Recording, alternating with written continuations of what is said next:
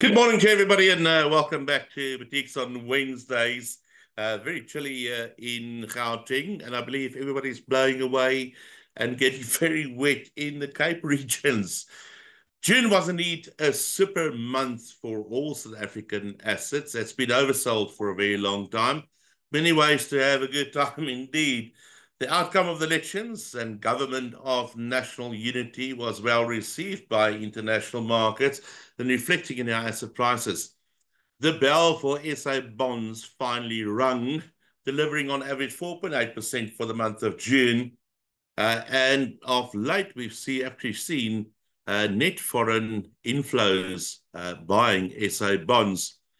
The much talked about opportunities in the South African equity market also paid off. JSE All Share Index returning just over 4% also for June. Is this the last of it, or are there more to come? That is the question of a lot of investors out there. Thank you all for joining and your continued support. We're really grateful for that. And our timing on the session couldn't be more perfect, where we're specifically going to focus on SA fixed income or bonds this morning, as well as SA equity. And here to unpack their views, it is my absolute privilege to welcome two of the top fund managers who needs very little to no introduction. Nolan Wappenarf, Chief Investment Officer at Anchor Capital and Head of Fixed Income, and Chantal Baptist, Equity Portfolio Manager at Fairtree, who manages Select BCI Equity Fund, among other Select BCI mandates. Good morning, Chantal. Nolan, thank you so much for joining us this morning. Other than roofs blowing off, and Nolan, I believe your gate went missing this morning as well. How are you doing? Good morning, Eugene. From an investment perspective, it's absolutely roaring out there, isn't it? It's really been a lovely sort of 6 weeks since the election. Who would have called it? But no, it's quite exciting getting into the office this morning over some waterlogged roads and dodging some trees and in the way and what have you. I hope you find your dustbin a little bit later. Nolan, we are ready for you. You can start if you want to put your screen up. Chantal, again, thank you so much for joining us as well. As soon as Nolan is done, we'll put you on the spot as well. While Nolan is sharing, to our audience to know how it works, Q&A bubble at the bottom. Any questions, pop it up and they'll try to get as many of those questions after both presentations. Thanks, Nolan.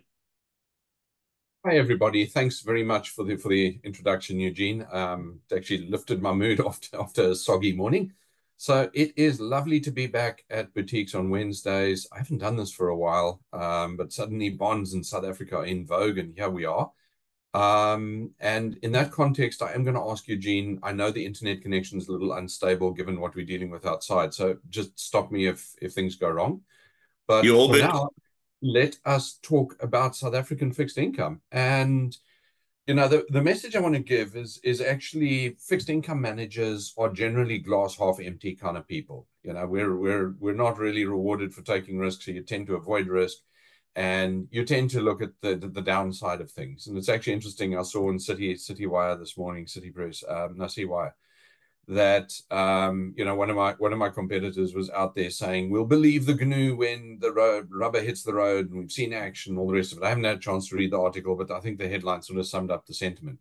And that's fixed income for you. We're kind of negative. But what I do want to do is just talk about where we were maybe a quarter ago. And we were heading into the election. The election was the big news. I'm not going to talk about this slide. You've seen the election outcome plenty of times. But what did we expect? What were we actually expecting at Anchor? And we were quite vocal about it, that, we thought the ANC was going to get 46%. We thought that the ANC would then cobble together a, coalition with one or two sort of minor parties, and we'd have ANC domination, we'd have policy continuity. And that was a good outcome. We were actually quite bullish on that. And that's kind of represented on the left there. There's a list on the left-hand side. Don't worry about reading it. Your eyes aren't bad. The font is small. But the point is, it's a list of all the ministries. There are lots of ministries. That's why I had to make the font quite small. But the right-hand side, the color coding is what's important. We expected green ANC to dominate all the ministries. What we got instead was a cabinet that is a lot more colorful in terms of party colors. And you've actually got 8 different political parties represented in cabinet. You've got a number of parties that weren't expected to have cabinet positions. And actually, what we've got is a government that's far more representative. It is certainly a government that's moved more to the center. I think the fear at the election time was that the government would move towards the right. There was some, or to the left, sorry. There were some, pretty extremist parties out there in terms of RET. And those parties have generally decided not to be a part of the government. We've got a very central government, a slightly pro-business government, and we've got accountability. We've got ministers that are from different parties that will have more robust discussions at cabinet meetings. We think we've got ministers who will bring different ideas to manage different ministries. A lot of that is going to take time to really take hold, but we think we've actually got a better government than we had previously. So from that perspective, we're actually quite positive. Now, that's interesting because, what I'm reading in the press is, well, coalition governments are unstable. Coalition governments, you've got two arch enemies being the ANC and the DA. How they're ever going to work together? They've never been able to agree how to, do things like pick up trash in cities where they've worked together. Now they're going to run the whole country. How's this going to work? There is a lot of negativity. There's a lot of concern. You know what? We're going to have all those problems. But the point is, we're actually still in a better place than we thought we would have been even 3 months ago. So from that perspective, what have you seen in June? You saw a big financial asset rally for South African Inc. assets. And that was kind of the knee-jerk reaction of what the knee-jerk reaction to the positive news. I think all, the news that the bad guys, if you weren't in Parliament, and we had that sort of reaction. So if I turn that into a graph and I say, what did financial assets really do? What you've got here is Anchor's build-up of the fair value of the South African 10-year government bond. And really, if you think about it, the risk factors are, you start at the bottom, and that red line at the bottom is the yield on the US 10-year bond. You kind of see how that sort of peaked, came down a bit, but broadly speaking, it's been flat. The second line we've got is this green bar in the middle, and that's the cost of credit insurance against South Africa. And that cost of credit insurance has come down a little bit, but by and large, that cost of credit insurance sort of maybe peaked up there, and then it's been drifting lower. Cost of credit insurance. And finally, the cost, if you're buying a South African government bond, you're buying a Rand bond. If I'm comparing it to dollar bonds, it's a dollar bond. So it's the currency hedging costs. I add those three together, it actually gives me a fair value of the South African government bond. And if a bond traded there, there'd be no additional opportunity. Point is that the actual yield at which this bond trades is this line up top, and it's trading above its fair value. It's actually trading significantly above its fair value. And the difference, if you want, amounts to a combination of liquidity premium and political risk premium. And the point I'm making is that the political risk premium in our financial assets actually still is quite large. I was honestly expecting this would have come down a lot more. It didn't. And that means that there is a propensity and a probability that, if our government national unity is able to sort of just half get along, half make things go along sensibly, not put out any crazy policies, we're in a position where that political risk premium should over time narrow. And I think it probably narrows by about 50 basis points. That is quite a pickup for South African financial assets. I mean, that's a capital gain of about 3% on bonds. It's actually a decent gain on a lot of domestic shares, like the banks, etc., will rally quite significantly. So we think that the direction of travel for South African financial assets is probably stronger, notwithstanding the initial knee-jerk reaction, as some of the risk premium that's still in our financial assets gets priced out. And in fact, if you look at it, I mean, Goldman Sachs yesterday actually put out an article where they were saying that South African assets are screening quite attractively. There's probably more upside than downside, and that sort of more upside asymmetry is very different to what they're seeing in other emerging markets. So it's quite reasonable, to expect that some foreigners will come through and start investing. We've seen a little bit of that in bonds. We haven't seen meaningful bond inflows. I think there's a lot more potential bond inflow if we start to get these things right. And the point I'd make is like Brazil. We saw that 3-4 years ago when that renewal and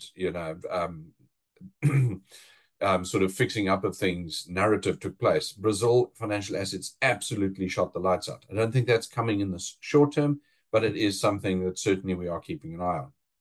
But hopping across, so we're saying there's a possibility of big upside, and we think that financial assets in South Africa are still cheap. The question is, what's holding us back? Why haven't things popped the way they could, and what do we really want to see? And the point I make is probably best explained by this chart. So what we have got here is a chart over time with two lines on it. The bottom line that I'm going to talk about is, and these lines show rate of growth. So it's an index chart. It's not an absolute level chart. And the index was set that everything gets to exactly 100 in 2009. But what you're seeing is the economic growth of South Africa over time. And the growth of South Africa has been a sort of steady eddy growth even since 2009, our sort of paltry 0.5%, 1%, so on. It's added up and you've seen growth. And in fact, since 2009, our economy has grown by about 2.5 times if you go and look at the numbers. Conversely, what I also look at is our debt growth rates. And you can see our debt was kind of national debt, government debt was growing at kind of the same pace as the economy through to 2009. 2009, we had a bit of a change of leadership, let's say. And at that point in time, our debt growth rate sort of started to accelerate. So we put on more and more debt, but our economy didn't grow at the same pace. And what that's created is a big debt overhang. And South Africa is going to need to deal with that debt overhang. There's no two ways about it. The excess borrowing from 2009 to 2024 has created a problem. We've got to deal with it. Really, if we deal with that, that's what's going to create that big second sort of spark of growth, of financial asset unlock. But the problem is dealing with it, because Kenya is a country that's got the same debt issues it's got, and it's tried to deal with it. But it tried to deal with it by saving its way out of the problem. So raising taxes, cutting social services, and you just need to tune into CNN to see that that didn't work so well. Riots, deadly riots in places, people. People getting quite aggressive. There's a good possibility that the president and his party are actually pushed out as a result of this, and it's just not where you want to go. So this sort of austerity measure to get out of excess debt just doesn't really work. What you've got to do is grow your economy. Now, the problem with growing your economy is it's actually kind of difficult. So, the narrative that took hold was that Eskom was holding our economy back, and we had, if Eskom hadn't been load shedding, we'd have been, X billion bigger and all the rest of it. And I get that. But the point is, we're now at 102 days without load shedding, and I haven't seen economic rebound. I haven't seen things come back. And, that means that fixing Eskom wasn't the only thing we had to do. There's more to it. And that is a very, very key aspect of what we're looking at. So we're looking for things like parties to, get together to deal with our visa problem, to deal with our Transnet problem, to deal with inefficient labor issues, to deal with a lot of these thorny issues we've been sort of hiding behind or hiding away from. That is what we really need to see. I think that our new government is likely to do some of that, not massively so. I don't think the world has changed, but I think if we start trending in the right direction, things look better, and there's a good outlook for financial assets as those risk premiums come down. Pulling that all together very quickly, the rand itself has, weakened over the last while because of all of this. But we do think from here on, it's more likely to strengthen. We're calling a sort of average for the next quarter of 1805. So slight strength, while these seeds of change take root. And I think there is propensity for the rand to come back further if things continue to go well. So pulling that all together, what are Anchor's views? Our views are that the political risk premium is overdone in South Africa right now. It is higher than is justified following the election. And I know a lot of people are taking a wait and see approach, but that gives us an opportunity to position ourselves. We think that the foreign holding of SA bonds is low. We're screening very attractively compared to, say, Mexico. And we think that a small rotation from Mexico to South Africa will be very meaningful for ourselves. We think that South Africa probably sees one interest rate cut this year, so prime drops to 11.5, and another 2 or 3 cuts next year, prime at about 11%, maybe 10.75 next year at the end of the year. And, for the next quarter at least, we think the global tide of bonds for bonds is going to be supportive. So you kind of got a supportive global environment, a supportive domestic environment. Makes sense to hold fixed income. And how are we doing it? We actually like the Anchor BCI Flexible Income Fund by the C-Class units. And we like that because it gives you a good blend of duration. So you're going to actually pick up some of these capital gains, did well in June. But at the same time, you're earning attractive, stable yield. So you kind of got the right balance within the flexible income fund of active management, stable yield generation, and capital gains are more likely than capital losses. So from that perspective, we like we like that particular fund. And with that, just for compliance, there's my disclaimer. I am going to stop sharing and hand back to Eugene. Thank you. Many thanks, Nolan. Chantal, if you're ready, you can start sharing on your side. Nolan, while Chantal is putting her slides up, just a very quick question on one of your graphs, the one on debt and GDP. One of the audience is asking, is that in real terms or nominal? No, that was, as I said, that is in indexed terms. In other words, I can't get my camera on now. Okay. So it was in index terms. So what I'd done is indexed both of those to be at 100 at 2009. So it's neither nominal nor in real terms, but just showing you an index of the nominal growth, the growth of nominal debt and nominal GDP. Got it. Thanks, Nolan. Chantal, thank you so much again for joining us this morning. And we are all ready for you. Thanks, Eugene. Appreciate it. Thanks so much for that, Nolan. I think it was one of the more interesting fixed income presentations that I've seen. Very informative and can definitely agree with a lot of what you've said. Thank you so much for joining us this morning, everyone online. Eugene has introduced me. I am one of the equity portfolio managers at Fairtree. And I wanted to flag the extensive breadth and depth of relationship that we do have with BCI across equity, multi-asset strategies, as well as fixed income. So the fund that I'm going to be focusing on this morning is the Select BCI Equity Fund. It's that fund I've highlighted at the top there. It's a really nice blended equity fund, 100% equity, 100% managed by Fairtree, 65% is South African equity, and then 35% is managed by our global equity team, which falls under Cornelius Zeeman. Our benchmark is a composite benchmark, so it is against the S&P 1200 as well as the Cap Swix. This morning, I wanted to unpack in a very brief time the opportunities that we're seeing and looking out into the second half of the year. The first half of the year, as Nolan pointed out, was a really nice, strong finish with a lot of SA domestic counters rallying, which was quite a nice feeling. It's quite a nice relief, I suppose.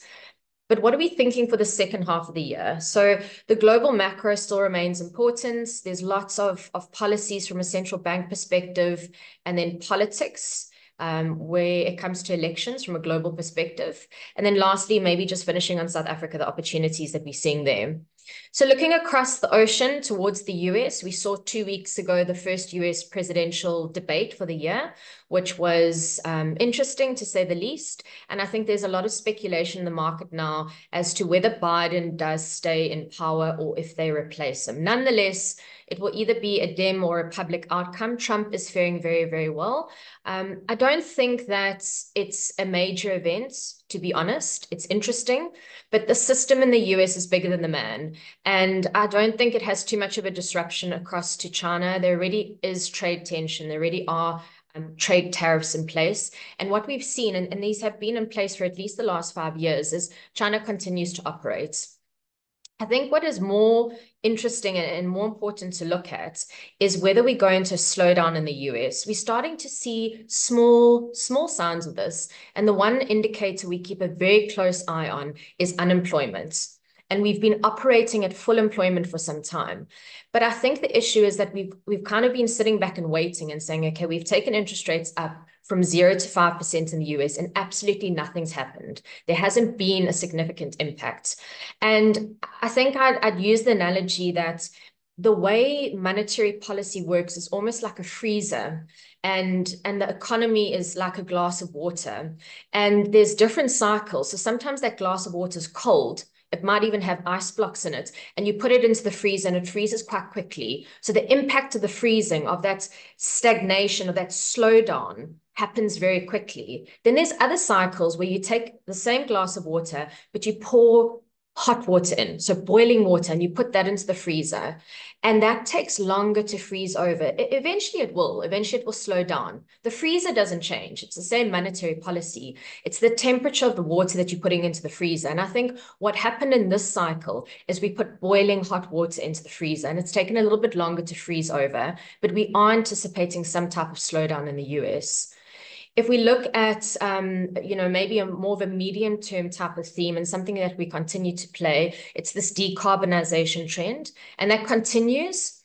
So copper is a great trade, and we've been very interested in all of our base metals, everything that goes into renewables, everything that goes into solar. Copper is important also because of the grid capacity globally we need to build out. That said, if we go into a US recession, that's not really where you want to be. So what I've been doing in this fund is I've actually been trimming my general mining exposure. Anglo PLC has done very, very well year to date because of the M&A activity. But I've actually been trimming a little bit of the counters that have fared well. Ari's also done very well, African Rainbow Minerals. It's also got the gold component. And I've been rotating some of that into the SA Inc. portion where we are getting quite excited. So maybe focusing a little bit on that. And from an SA Inc. perspective, as Nolan pointed out, I think we were a lot similar to Anchor in our expectations. We weren't negative, but we didn't expect a government of national unity to be formed. And we also didn't expect it to happen so quickly. So this new government was actually formed in 32 days. And I know it felt like a lifetime, especially when you're looking at the market and you're waiting for an outcome and there's lots of volatility, but that is incredibly impressive. If you look at countries across the world in the developed markets, they can take up to 500 days to form a government like this. So I think it's impressive, and I take my hat off. The way I would view this is almost when a field fire starts. And all you need is a spark. You need a catalyst. And I'd argue that the election outcome was this. It's a spark, and I think it's drawn a bit of attention, especially from the foreigners. But to really get this fire going, you need it to spread. And the grass is wet in this field. This is South Africa. The grass is really wet. And obviously, analogy right now, I'm sitting in the Cape and it's incredibly wet, but it is nut. How do you get that grass to catch on fire? You need a bit of petrol. And I think that petrol and that next leg would come from us demonstrating that we really are moving in the right direction. And that's more of a medium-term trend. It's not going to happen overnight. So the way I'd play this is we've had the initial catalyst, the spark, and everyone's, kind of gone into a bit of SA Inc. And we've seen pressure in our global industrial stocks. We've seen pressure in Naspers and Process because we needed to fund this trade from somewhere. So people have reduced BTR, they've reduced Anheuser-Busch, and they've funded the SA Inc. trade. They've gone into your high quality plays, the shopping list that the foreigners like, but now they sit and wait. And now we need to demonstrate that growth will really come through the system. I think we are going to move in the right direction. And sadly, this is what's from a global perspective, if I take my hat off being a South African investor and I put on my global emerging market cap and I look at South Africa from offshore, this is how you play the JSE. You're either trading in SA Inc., the domestic counters, resources, or your global industrials. And I don't really need to play there as a foreigner. I can get access to those offshore. If we look at that mustard color and we look at the type of returns you've been getting from that part of the JSE, they were very favorable from the end of the super cycle or after the GFC up until about the end of 2017. But for the last 6 to 7 years, you've only been getting about 2% per annum return. And that's not very attractive, especially if you can go into India, you can go into Brazil, China for some time. So what would make the foreigners come back into our market? Well, we need to see that next leg of growth. We need GDP growth to really kick. And this is just an internal analysis that we've done just to try to see different types of growth scenarios. So you can see on the left-hand side, it's hard to see the colors, apologies, but the color at the top is a dark gray color, the 2.6%. And that's the environment we're operating in at the moment, this pro-reform type of governments. At the bottom of in the mustard there, that would have been in an MK EFF type of outcome. And then middle of the pack is that dark blue line in the middle, the 2%. Now, 2.6% doesn't sound compelling, but it is quite a significant step change, especially if we've only been growing at 50 basis points the last 2 years. So it is quite encouraging. We could take it even higher. And then the right-hand side, just to go through your different scenarios from a deficit perspective, it does also improve our budget deficits. So this would be a base case for me. This would be looking at South Africa and saying that there's some continuation from a reform perspective. There's continuation from a fiscal perspective because we still have Enoch in power. Plus, we now have the DA holding accountability towards the ANC. What we need to do now is infrastructure improvements. And as Eugene pointed out, we haven't felt much load shedding this year. It's been quite welcoming, especially in the cold and wet that we're experiencing at the moment. So there has been an improvement. You're looking at the EAF, the energy availability factor here. It was dismal this time last year. We're sitting at about 50%, and it has improved somewhat. So Eskom has done a fair amount of hard maintenance, switching things down, running a lot of diesel. The 63% there, that's the 2025 targets. And that's where Dr. Ramakgope, our Minister of Electricity, wants to get to. I think they could get there, but I think the more powerful part of solving for Eskom and energy is going to be coming from the private sector, and it should start coming online halfway through next year. And then we have something called load shedding that is a distant memory. I think a lot of hard work has been done, and I do think we move in that direction. It's hard to always feel it right now because, you know, some people would still experience lack of energy in some of the metros, depending on where you're living. But I do think we're moving in the right direction from an energy perspective. And this is critical because large manufacturing capabilities globally will only come into a country if they can prove that they have security of power. To be frank, the political noise on the side doesn't really deter them. It's energy that's been a deterrent for investment coming into our country for the last 2 years. And I'm not talking about our equity market or our bond market necessarily. I'm talking about big companies like an Amazon deciding to come and build out manufacturing and commerce and storage operations in South Africa. They can choose other countries, and that's what they've been doing. They've been going to Indonesia, Pakistan, Thailand, as well as India. And we have been sacrificing a lot of that inflow. And this is crucial. Why? Because we actually need that to create jobs in this country. So we need large manufacturing to come back into our country. Another impediment for us has been our logistics. And all I'm showing you here is the difference between road and freight. Road and rail, sorry. You can see road at the top there in the mustard color. And if you have driven between Pietermaritzburg and Durban, you would see the impact on the road. We need to get stuff to the ports, and we can't use rail at the moment. So people have been trucking it, and it's absolutely destroyed our road. What I'm showing you here is that started to turn. We are seeing green shoot improvements from a logistics perspective. And again, that hasn't necessarily been Transnet's improving themselves. That's been the private sector leaning in. The likes of our corporate South Africa, across Tungela, Anglo PLC, as well as Kumba Iron Ore, leaning in and helping Transnet from a rail and a port perspective. I think you will see a continuation of this, especially if you have Cyril in power for the next 5 years, not creating new rules or new reforms per se, but just allowing a little bit more privatization to come through. What I haven't included in this pack is the water crisis that we're facing, and it's something we don't want to talk about because we're still dealing with Eskom and rail and ports, but that is the next crisis we're facing. We haven't put any money into the maintenance of water, sanitization, and sewage in the country. And some provinces are really feeling the pain of this across KwaZulu-Natal as well as Gauteng. So that's the next issue that comes through. Again, we need the private sector to lean in there, and I think that they could. So those are the 3 infrastructure crises that we really face. Do I think it will improve from here? I do. Do I think it will happen overnight? Definitely not. This is a hell of a lot of hard work. We need all of the political parties to roll up their sleeves. We also need corporate South Africa to lean in. So we need a lot of collaboration for this to be better. But this is a degree by degree improvements. If we can just improve by 10 degrees, by 10 percentage points, we will look back in 5 years and we'll be in a completely different place. And I think that's the way we will go. So to play the SA Inc. type of positioning, and this is my last slide just to show you the return of this fund. I have started to lean into SA Inc. I've had a preference for more liquid and higher quality names across my retailers, my banks, my industrials. And then I'm starting to look at property a little bit. It is looking interesting. The likes of Vakile as well as Resilient are looking interesting. They've done well year to date, but there's a lot more legs in this trade. I think that you can take a little bit of your time because the real growth improvements is probably going to be more of a 2 to 3 year type of story. But nonetheless, I think we've significantly changed direction. So I think there's a lot of opportunity within the SA Inc. part of the market, the domestic play. So this is looking at the fund, the Select BCI Equity Fund.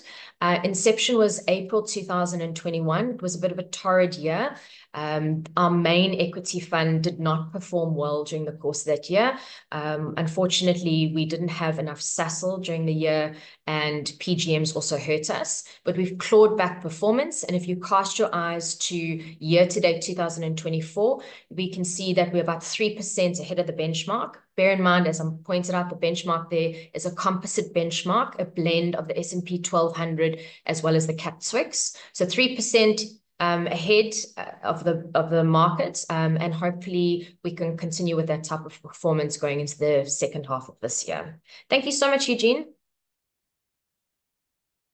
Chantal, thank you very much for that. I actually want to start with where you ended up with your benchmark being 65% Cap Swix and 35% global equity in the S&P 1200. If I look at your global equity at the moment, roughly sitting at about 17%, so different to your benchmark. I had a very good session with Cornelius and the team yesterday, and it's amazing what you've done with the equity team and Bradley Anthony being in London as well. So really good team there. But maybe just quickly, I mean, your global equity is a lot lower than the benchmark. Does that speak to your positive outlook on SA relative to global? 100%, Eugene. So I don't know where you are looking, because if I checked yesterday, and I think our global equity within this BCI fund is sitting at about 36.5%. Oh, So right, it's not higher. yeah. So I am actually sitting marginally overweight global equity. And I think at the beginning of the year, we started with a bit of an underweight. I was sitting at about 33%. I've added a bit to that. I mean, it's one of those perplexing things where the US markets continue to soldier ahead as though there's no recession coming, and it's become a bit of a crowded trade. I think, something we've discussed before, over the last 2 years, EM hasn't been in vogue, and money is like water. It's got to find a way. It's got to flow somewhere. So if you're not investing in China, and that's the biggest part of EM, and if you think India is too expensive, where do you put your money? So I think a lot of natural flow has gone into the US markets, which does scare me a little bit, because if we do see a softening, and I'm not calling for a hard US type of crash, but if we see a softening, if we see unemployment picking up, the force of that money going out the US market can be quite powerful. And it will have a knock-on impact on all the markets. Nothing will be unscathed. But I think that's especially the amount of momentum trading that we see from a global perspective. I mean, I think the US market is about 60% passive at the moment. So it's a lot of that, price insensitive type of trading. Throughout the past year and a half, I mean, we've been talking so much about inflation, but it seems that the world is less worried about inflation currently and far more worried about global growth and growth slowing down across the world. You've mentioned now the US as well, very frothy, could see a bit of a slowdown there. But what would the impact be on SA? I mean, surely it's that old story, if the world sneezes or the US sneezes, then SA gets a cold as well. I think so. Like I said, nothing will be unscathed, but I think our starting point is a hell of a lot lower. So we'll pull back, but we're already, we're starting off an incredibly low base. So, and I mean, it depends how long every cycle's different. If we look back at the 2020 cycle or recession, that was incredibly sharp but short-lived. It was a pullback and then a rebound. So I think it will depend on how long a softening or a slowdown or recession would be in the US. But I suppose then that's where you'd want to be more in a multi type of product or multi-strat product where you have a little bit more flexibility. You can go maybe more into cash, more into defensive. Right. Thanks for that, Chantel. Nolan, just very quickly. Yes, like it was part of your topical points as well for the session. I mean, your bond fund in June did a whopper 5.5%, right? If I've got the numbers right. So it might be a little bit higher. It's absolutely amazing. And I mean, you rung the bell on bonds for a very long time now. So the returns are there. And looking back, I think there's a lot of us saying, bugger, I should have had more bonds. But here's the thing now. I mean, how much of that returns is front loaded? What can clients expect from bonds over the next 12 to 24 months? Thanks, Eugene. I'm going to answer that completely by not answering it. So if you actually, I did a very interesting exercise about a month ago where I took that bond fund before the big return of June and I added up the return for the sort of last 3 years. And then I compared it to the return of the flexible income fund and the core income fund, which kind of takes no bond risk, no market risk. And I said to myself, this has been, 2002 was the worst bond market in living memory. In fact, down, guys were drawing charts to 1900s or whatever, saying this has been catastrophic. So I'm like, okay, this has been a tough period for bonds. Let's look at how the funds played out over 3 years. You know what? It actually has outperformed core income. It's outperformed the cash. It's outperformed the stable market, stable mandates. And that's through the worst period in time. So yeah, I think there's some juice left in bonds. The message I've tried to give today has been one of, now this is me actually answering the question, has been a message of, yes, we've had a big rally. I think that rally was the sort of knee-jerk rally, but much like Chantal was saying as well, as the reform takes hold, as people buy into it, as foreigners screen South Africans say, hey, this looks cheap, there's a big propensity for further rally. So your bond fund, if prices stay the same, we've got great interest rates, you're going to return 11%. I'm saying to you, I think there's probably another 3% type capital gain available in the market. That equals 14% return for investors. Yeah, I think bonds are actually interesting. Good returns indeed. The Anchor BCI Flexible Income Fund, I know over the past 12 months, you didn't pile into bonds despite the positive views on bonds, because you always said, it's not a zero-sum game. There are some risks. And with the Flexible Income Fund, it's also about risk management and giving clients that stable returns, above Steffi plus one, which you've managed to do. But just talk us through your positioning in the Flexible Income Fund. Are you then upping your duration at the moment a bit more, or where are you?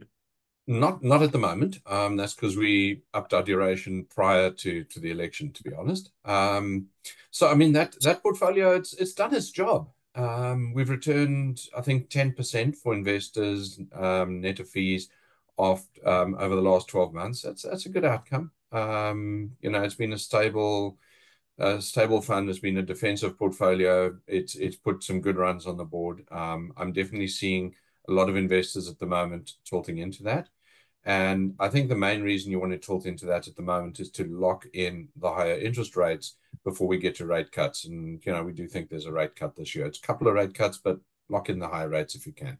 Anchor BCI Flexible Income Fund is great for that. In terms of duration, we pushed the duration up late in May, if my memory is correct. So, we increased our duration from what was neutral to, about 20% above neutral levels. And that obviously paid off handsomely in June. The discussion has been, what do you do? Do you bank the profit? Do you let it run? Do you double down?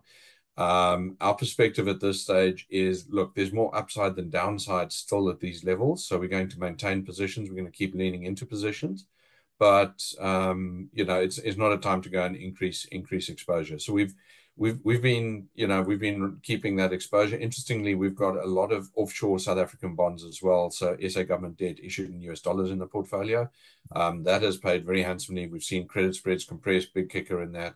I think that there's more opportunity in that as well. So we've maintained that. We've cut our dollar position slightly. So we obviously run a net dollar position that we've reduced our offshore weight, not our offshore weight, but our dollar position. We've hedged out the currency risk. So that makes a lot of sense. The main focus right now from the team is actually the portion that's sitting in the stable component that represents about half the fund. How to get the most bang for our buck on that. So we constantly work on those yields. Did a big couple of trades a few days ago with one of the banks on some structured products that is going to come through, and that'll keep the yield higher for our investors. And I think that's the main focus, because everything else is actually in balance. It's where we want it to be. I think steady Eddie as we go down this path, and it feels like the path's going in the right direction. No, not to forecast, but SA inflation seems to be fairly under control, looking favorable. Energy prices also softening, with Brent, I think, sitting at about 85.5 per barrel. Supply chain disruption seems to subside a little bit. We know the ECB started cutting before the Fed. They've already cut once. Do you think that SA could also decouple from the Fed and start cutting sooner? I hope so.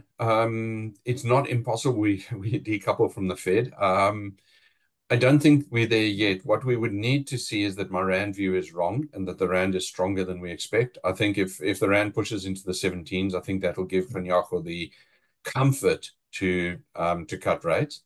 But we've got to be honest here. Kganyago hates cutting rates. He loves high interest rates. It's just it's just the DNA of the guy. And look, he's done a good job, so can't fault him. But he's running around there saying, and he even put in the SA Reserve Bank's latest quarterly report, that he thinks our inflation target should be reduced from current levels to 2 to 4%. And what does that mean? He wants to see, inflation right now trying to get us to the 4.5. He's saying, nah, I think I can get you to the 3%. How's he going to do that? He's going to avoid rate cuts. So he's kind of telegraphing he doesn't really want to cut rates. No Minister of Finance is going to sign off on him reducing the inflation target. I think it's lunacy, but more to the point, it speaks to his sort of mindset. So he's going to drag feet and he's going to find excuses to not cut. But yeah, if the Rand pushes below about 18 and we're trading at a 17 handle, I think that he's going to run out of excuses not to cut, and he's going to be pushed into a cut. Thanks, Ned. And Chantel, maybe back to you quickly and more about, global and news coming from aboard. A lot of news at the moment in the media with regards to AGOA. The bill that was presented by the Republicans, I think it was in February this year, was approved recently, and actually forcing the Biden administration to review the relations between the US and SA. So again, this whole AGOA thing is on the table, and it speaks to sentiment towards South Africa, which we need. We all know that trade agreement is not a huge part of our GDP. I think it's about 0.1%, roughly about 13 billion. But again, it speaks a lot to sentiment. Could sentiment become so negative on SA that it has a real impact on our equity market? Eugene, I don't know if sentiment could become more negative than what it's been. I mean, we've also had grey listing. We had the Lady R issue. So as you pointed out, it's a negative headline. And you might find, I mean, bad news, unfortunately, sells much better than good news. And if I was in the media right now, I'd be maybe a little bit upset about this government of national unity because it's such a good headline. So now you want to think, okay, but it can't be that good. Let's search for things that are negative. So I think it's a negative headline. It's from an actual GDP perspective, as you pointed out, the US is not a big trade partner of ours. The Eurozone is far more important, and China's even more important than that. So It's a headline. I don't think it's going to move the needle. I don't think it's going to sour sentiment from here. Something to keep an eye on. I think the more important headline, though, is going to be that we have got a president who's running a second term. So whatever he has, and there'd be some people that argue that he's done absolutely nothing in his first term. So how you look at it is your choice. But nonetheless, it's consistency. And that's really, really crucial. I think, from this new government perspective, we really have to sit back and acknowledge a few things. And I've said it before, we had a free and fair election. We have an independent electoral commission. I don't think people realize how important that is and how they take it for granted. That's key. We've got consistency from a leadership perspective. And we've also got consistency, importantly, from a fiscal perspective. So our Ministry of Finance continues the way it has been. And then you've got the DA now coming in and just being more of an accountability type partner.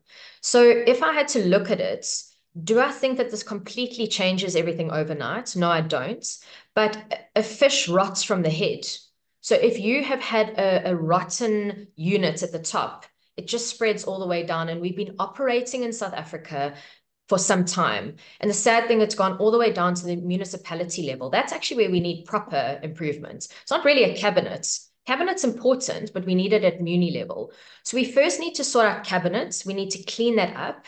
And I'd argue that it will be relatively cleaner over the next 5 years than it has been over the last 15 to 20 years. That's important. And then it starts to spread down to the muni levels. So, sorry, I went on a bit of a tangent answering your question, but it's a headline. I don't think it's going to sour sentiments. I think the foreigners are very interested. So when we got feedback from the foreigners at the beginning of this year, their election expectation was incredibly binary. It was either MK, ANC, EFF, or it was DA, ANC.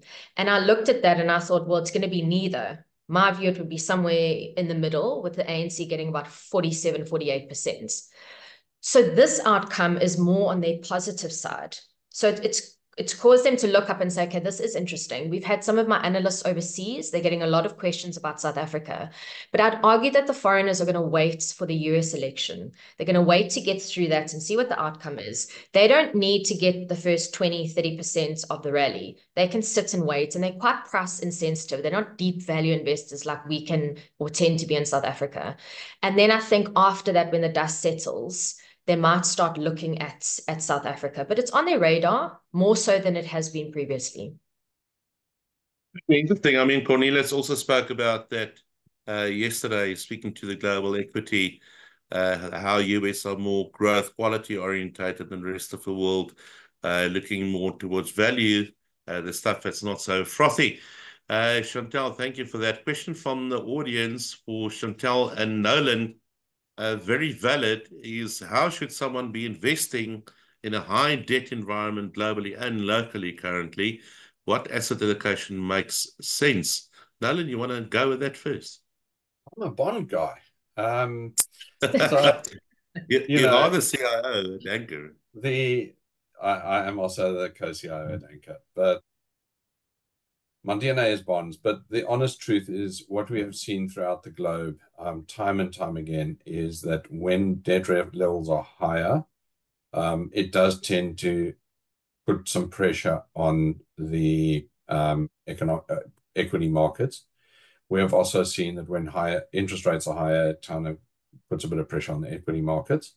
So from that perspective, we're talking about tiny interest rate cuts. Interest rates in the US aren't going back to 1%. We're talking about, they may be going from 5 to 4.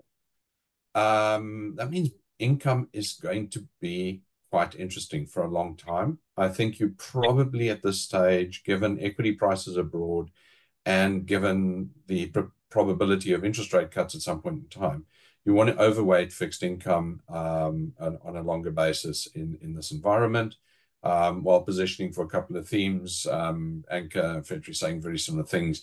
The SA Inc. reform trade is definitely something you want to be positioned for. And I think that plays out in domestic equities and domestic fixed income. I mean, don't forget, fixed income actually, the relief rally from the election fixed income bonds actually outperformed equities, which surprised me. I didn't actually call that, but it definitely did. And therefore, you want to position, I think, with a fixed income tilt for the next while, picking off specific opportunities in the equity universe. Thanks, Nolan. Chantal, from a Fairtree point of view, because I mean, you also co-manage the Select BCI Balance Fund. You've got the Cautious Fund as well. You mentioned earlier during your presentation, that you may want to look at a bit more flexible mandates with defensive assets, but you've got those mandates. Perspective from Fairtree, given the high debt environment, how are you positioned? Yeah, so I suppose I'm an equity person, so I'd always say equity first, but I'm a big advocate for more of a balanced approach. So we've got fantastic balance offerings. So does in the BCI menu, there's a lot of optionality there. I don't think that balance funds time the market. I just think they're a little bit more diversified. And when things change, I think that they can move a little bit quickly. Maybe building on a bit more of Nolan's comments on the higher interest rates and driven maybe by structurally higher global inflation for longer, which I don't know if that penny's really dropped for the market. I don't think the market realizes that we could have higher inflation for a lot longer. It has come down, as you pointed out, and I'm not calling for double-digit type inflation, but I don't see inflation going back to the long-term 2% that the Fed has been guiding to. I also don't think that the Fed cuts all the way back to 0%. So in that type of environment, I'm quite a big advocate for real assets. I think they're going to benefit considerably over the next few years. So I'm talking about commodities and property. I think those two asset classes are quite beneficial. And I think that there's that support for commodities, and I'm using commodities broad brushstroke here. I'm talking more your gold and your precious metal type of elements. But then also, as I pointed out, that structural support for certain commodities because of that decarbonization trend. So I'd definitely be looking at adding some more real assets to my portfolio. I can do that through equities, property, as well as commodities. But I think that will benefit. We've also got the de-dollarization trend, which is happening globally. That, again, doesn't happen overnight. I probably won't see that in my lifetime. I'm still very young, so it's a long lifetime ahead of me. But I don't, it's hard to dethrone a behemoth like the dollar. Nonetheless, I think it's going to be a consistent headwind towards the dollar. And you see it across your key Eastern economies, India, Russia, China, all of them trying to find alternative stores of value. And gold has benefited from that. Al, thank you very much for that. Very insightful indeed. Definitely two funds that can be looked at for client portfolios. You've illustrated both that you manage clients' interest extremely well in both the Fairtree BCI Equity Fund or Select BCI Equity Fund, and Nolan, your Flexible Fixed Income Fund or the Bond Fund. All the funds on all the big platforms. Very last comment from one of our audience: could flexible funds be a better option than balanced funds? I think the answer lies with, do you need a Reg 28 environment or not, or something that's Reg 28? Then typically a balanced fund, flexible funds can go a little bit higher in equity, but still has a 45% cap on global. So I think that's the answer to that. Chantal and Nolan, thank you so much for joining us this morning. It was really great to have you with us again. Thank you for your time. I'm going to leave you to it in a very windy and wet Cape Town. Nolan, go save your dustbin and your gate. And Chantal, good luck with all the rain and all the disasters that's going on there. We hope you survive. And looking forward to chatting to you again in the very, very near future. Thank you so much. And thank you to our audience. We'll see you back next week, Wednesday, the 17th of July, where we've got 361 asset management and portfolio metrics. Thank you so much.